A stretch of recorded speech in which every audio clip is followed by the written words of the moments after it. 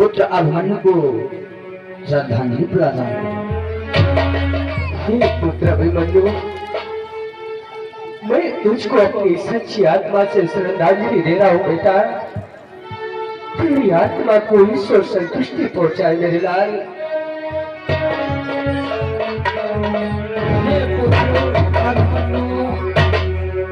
परमात्मा तेरी आत्मा को शांति पहुंचाए बेटा।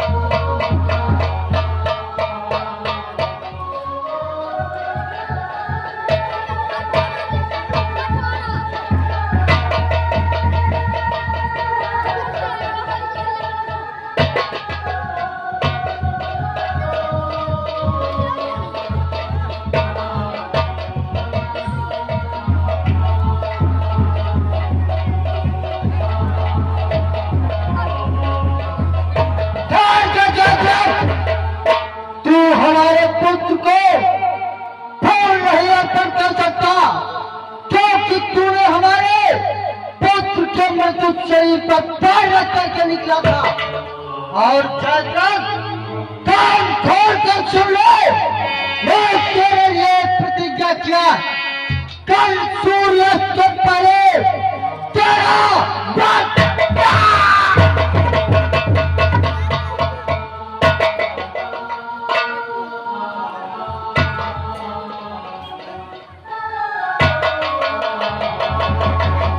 अब आइए देखिए क्या होता है।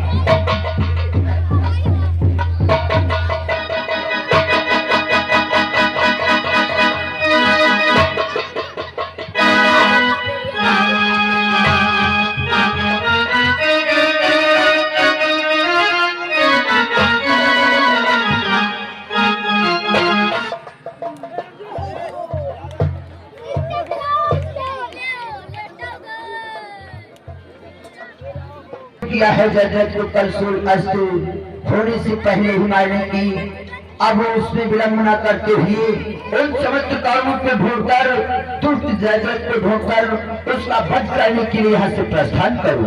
आज से सका ओ कारो जितना भी छुपे, परंतु आज मुझसे नहीं छुप सकते।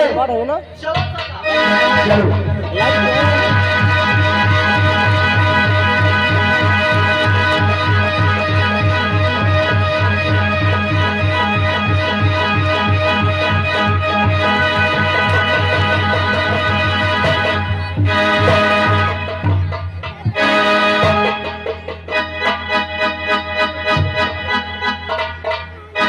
यह क्या जयद्रथ युवराज, इतना भयभीत होकर के दरबार में आने का क्या कारण हो सकता है? युवराज, जिस समय बधू के पास के शरीर के पास कुछ याद करने पहुंचा, उस समय मुझे अर्जुन ने रोक दिया और कहा ठहर जाने तक तेरा वध सूर्यास्त के पहले करूंगा।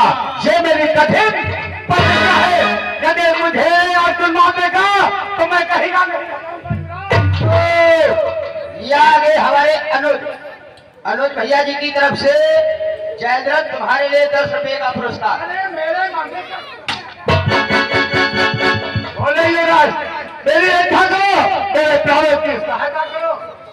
जयद्रथ, तुम चिंता मत करो, उस अर्जुन ने प्रतिज्ञा की है कि सूर्य अस्त होने से पहले वो तुम्हारा वध कर देगा। हाँ, यह तेरा वध होगा।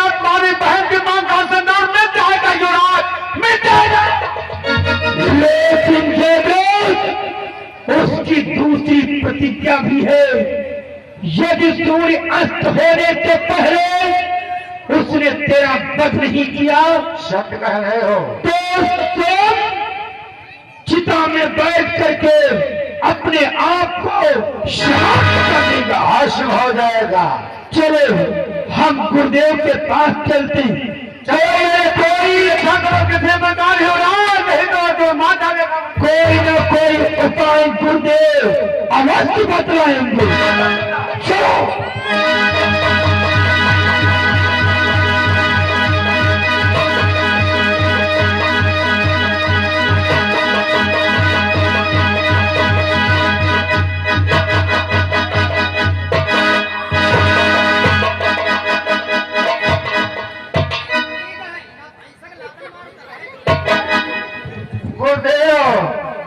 आपके पास में आया हूं। अर्जुन ने कठिन प्रतिज्ञा की है गुरुदेव, कि गुरुदेव करने आया हो तुम आज बचा लो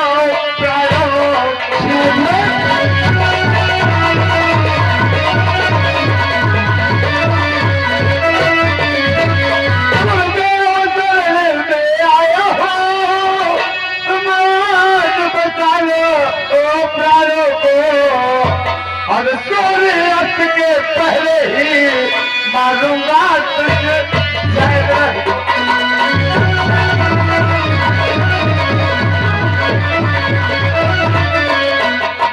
सूर्यास्त के पहले ही, कल सूर्यास्त के पहले ही मारूंगा तुझे। जयद्रथ को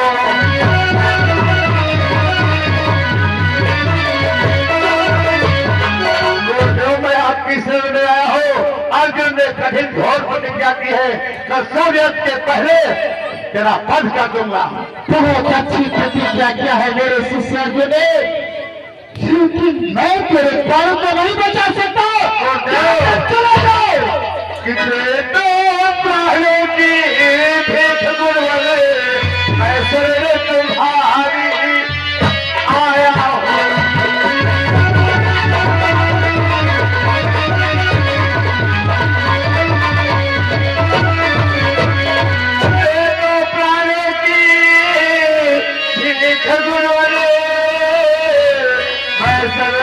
तुम्हारी आया हो अपने प्राणों की चाहते मैं पास तुम्हारे।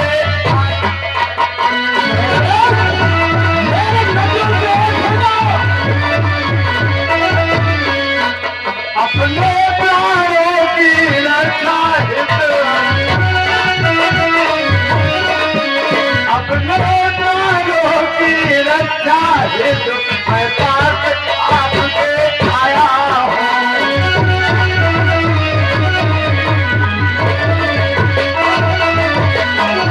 तो मुझे मेरे प्राणों की भीख दे दो।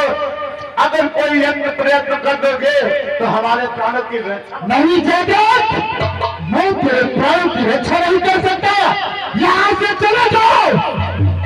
गुरुदेव, हम आपसे विनती करते हैं हमारे बहनोई की रक्षा करो। गुरुदेव, जिस प्रकार से आपने चक्रव्यूह की रक्षा की थी, उसी प्रकार से कोई न कोई उपाय बतलाओ जिससे मेरे प्राण जयद्रथ के प्राणों की रक्षा हो सके। मैं ये भी एक विनती पहले कर रहा था। वो बेचारा चक्रव्यूह में अकेला फंसा हुआ था, तब तुम्हें कुछ याद नहीं था, आपने उसके प्राणों को छीन लिया। गुरुदेव, जो कुछ भी हो गया हम उसके लिए आपसे क्षमा मांगते हैं। गुरुदेव, आप शायद भूल रहे हो गुरुदेव कि आप हम लोगों के सेनापति सेना नायक हो। हाँ, याद है दुशासन, मैं सेनापति हूँ, परंतु मैंने चक्रव्यूह की जो रचना किया था तो कुछ नियम भी बनाए थे। गुरुदेव, लेकिन गुरुदेव आपका धर्म है कि अगर प्रजा पर कोई भी संकट आएगा तो आपको रक्षा करनी पड़ेगी। भाई गुरुदेव, ये मत जोड़े तू सेनापति, मैं सेनापति का कभी नियुक्त कर देता हूँ, हटाई देता हूँ। गुरुदेव, यदि आप रक्षा नहीं करोगे तो हमारी बहन का क्या होगा गुरुदेव? हमारे बहन के बारे में सोचो गुरुदेव, हमारी बहन के बारे में सोचो। शुभ ऐसी बात है, मैं तेरे बहन को न बचा सका तो तेरे बहन का सिंदूर चला जाएगा। हाँ गुरुदेव, यदि आज अर्जुन के हाथों से जयद्रथ मारा जाएगा तो हमारे बहन का सिंदूर उजड़ जाएगा गुरुदेव। ऐसी बात है तो ठीक है दुर्योधन, मैं तुम्हारे कहने से संकट व्यूह की रचना करता हूँ। क्या गुरुदेव, संकट व्यूह की रचना? हाँ दुर्योधन, परंतु संकट व्यूह ये कैसी रचना है गुरुदेव? जिस प्रकार से मैंने कल के युद्ध में चक्रव्यूह की रचना किया था, उसी प्रकार से मैं आज संकट व्यूह की रचना करता हूँ। इसमें भी 7 द्वार बनाए जाएंगे, 7 द्वार के भीतर जयद्रथ को छुपाया जाएगा। वाह गुरुदेव वाह, जाने कि हम लोग चक्रव्यूह की भांति इस संकट व्यूह में सभी लोग 7 गोले बना करके और उस गोले के भीतर जयद्रथ को रखेंगे। अवश्य दुर्योधन, अवश्य। और जब तक सूर्य अस्त न हो जाए तब तक हम लोग